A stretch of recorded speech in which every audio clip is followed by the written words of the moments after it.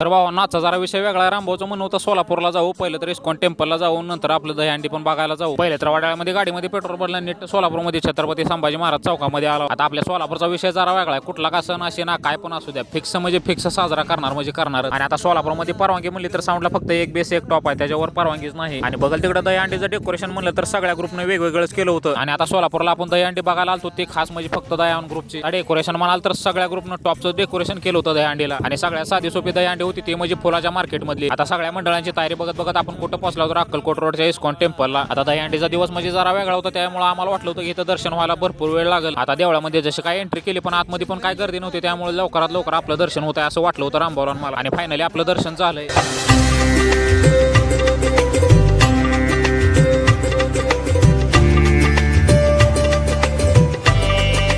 काय का म्हणे ना भावानं, पण इथं आल्यावर मन एकदम प्रसन्न होतंय. भावानं आपलं दर्शन काय एक नंबर झालंय, पण माघारी निघताना असलं बॅक करत उतलं म्हणतो पावसानं आम्हाला. आता दहीहंडी फोडायला अजून थोडा वेळ होता, पण तोपर्यंत तुम्ही डान्स बघा नुसता.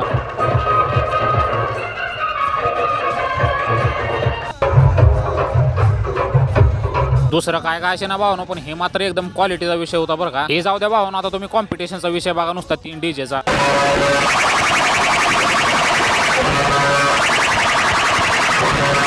आता गर्दीचा विषय म्हणाल तर फुल्ल गर्दी झाली होती चौकामध्ये. तेवढ्यामध्ये तिकडे एका मंडळाची दहीहंडी फोडायला चालू केली, पण पाहिला तर खाली पडला होता आणि बाह्या वरच लटकला. पण बाह्यानं काय हार मानली ना बरं का शेवटपर्यंत. आता विषय होता ते म्हणजे दायवान ग्रुपचा, आणि लय विषय वेगळा होता. फुल्ल टाकी भरून आली होती पाण्याची. आता दहीहंडी फोडताना विषय असा असता की पहिलं तर एकदा सलामी द्यावी लागते, नंतर एक थर चढून परत त्याला दहीहंडी फोडायची असते. बाह्यानं दुसरा थर लावला की पहिल्यांदा नारळ हातात घेतला आणि 2-3 ठोक्यामध्ये डायरेक्ट दहीहंडी फोडून टाकली. आणि एकदा का दहीहंडी फुटली की सगळी पब्लिक सपासप गायब झाली. तर भावानो, तुम्हाला जर व्लॉग आवडला तर लाईक, फॉलो, शेअर, कमेंट नक्की करू शकता तुम्ही.